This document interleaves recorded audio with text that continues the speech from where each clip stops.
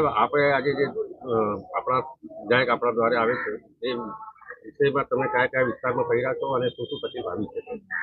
આજ રોજ રવિવાર તારીખ 9/2/2025 સવારે 9:30 કલાકે પાંડેસરા ગામની અંદર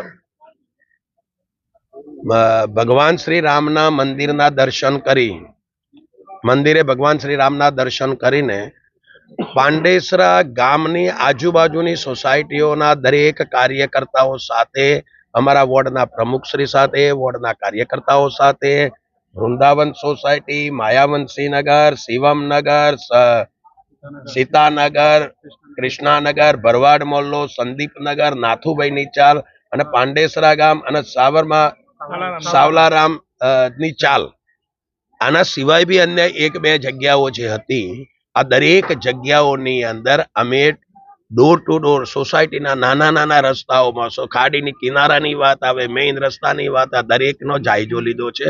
દરેક જગ્યાએ અમે ગયા છે. દરેક સોસાયટીના રહીશો સાથે ચર્ચા કરી છે અને ચર્ચાના મુખ્યત્વે 3 મુદ્દા હતા. એક મુદ્દો હતો, મેઇન મુદ્દો અહીંયાનો સફાઈનો. તો સફાઈના અમે અમારા કર્મચારી પાટીલજીને અહીંયા બોલાવ્યા હતા. તો પાટીલજીની રૂબરૂમાં બધી ચર્ચાઓ કર્યા પછી પાટીલજીએ એક સધિયારો આપ્યો છે કે હું આ સફાઈના કામની અંદર આને વેગ આપું છું. વેગ આપી અને દરેક અમારો સ્ટાફ સફાઈ આ એરિયાની સોસાયટીઓને સફાઈની ઝુંબેશ ચાલુ કરે છે. નંબર 1. નંબર 2, અહીંયાની ગટરો. આ સોસાયટીઓ, આ એરિયા પાંડેસરા ગામની આજુબાજુમાં રહેલી સોસાયટીઓ યા તો શેરીઓ, મોહલ્લાઓ, આ આપણા માયાવંશી મોહલ્લો, એની સાથે ખાડી કિનારાની જેટલી બી સોસાયટીઓ છે એ ઓછામાં ઓછા 30 થી 35 વર્ષ જૂની છે. અને 35 વર્ષ પહેલાનું જે વિઝન હતું એ વિઝનને ધ્યાનમાં રાખીને એ લોકોએ આપણી મહાનગરપાલિકાએ ગટર બનાવી હતી. એ વખતે અહીંયાનું રહેઠાણ બહુ ઓછા માણસો રહેતા હતા.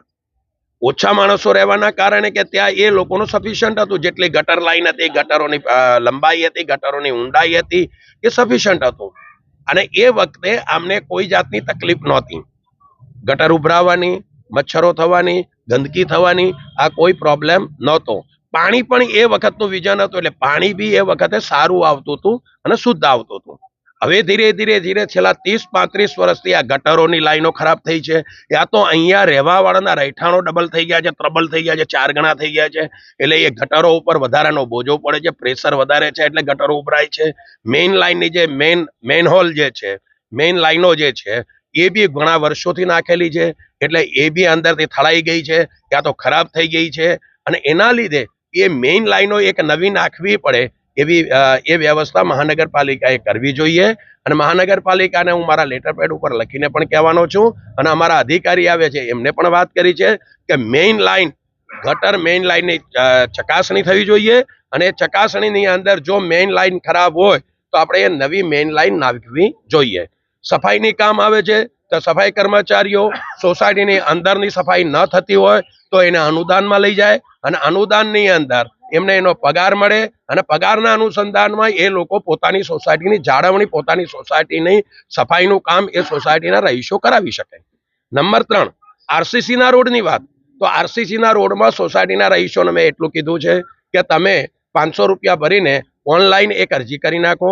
અરજી કર્યા પછી એનું જે કોટેશન આવશે એ અમારા જે પણ અમને સરકારે જે ગ્રાન્ટ આપી છે એ ગ્રાન્ટમાંથી અમે તમારા પૈસા ભરી દઈશું અને તમારી સોસાયટીના એક સારા રસ્તાનું નિર્માણ થાય. રોડ, રસ્તા અને ગટર આ પ્રાથમિક સુવિધા, સાથે વીજળી, આ પ્રાથમિક સુવિધા જે આ સોસાયટીના રહીશો બીજું કંઈ જ માંગતા નથી.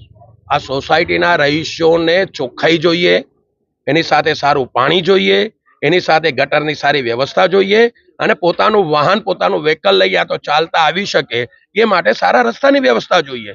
આ સોસાયટીના રહીશો પાસે બીજી કોઈ, એમને આપણી ઉપર કોઈ અપેક્ષા નથી. એટલે મારું માનવું છે કે મહાનગરપાલિકાએ આની ઉપર ફોકસ કરવું જોઈએ. અને આ અહીંયા ઓછામાં ઓછા 10 થી 12 બૂથ એવા છે કે જેમાં 12 થી 15,000 વ્યક્તિઓ, પરિવારો લોકો અહીંયા રહે છે. આ સીધો એને નડતો પ્રશ્ન છે. એટલે એના માટે મહાનગરપાલિકામાં કમિશનરશ્રીને અને અમારા ચીફ ઝોનલ અધિકારીને મારે રજૂઆત કરવાની છે. મેં આગળ ભૂતકાળમાં રજૂઆત દર રવિવારે અમે આપણા ધારાસભ્ય આપના દ્વારે જ્યાં અમે જઈએ છીએ ત્યાં લોકોની ભીડ હોય છે. સોસાયટીના રહીશો અમને આવકારે બી છે, અમારું સન્માન બી કરે છે અને સાથે સાથે એમને રજૂઆત બી કરે છે.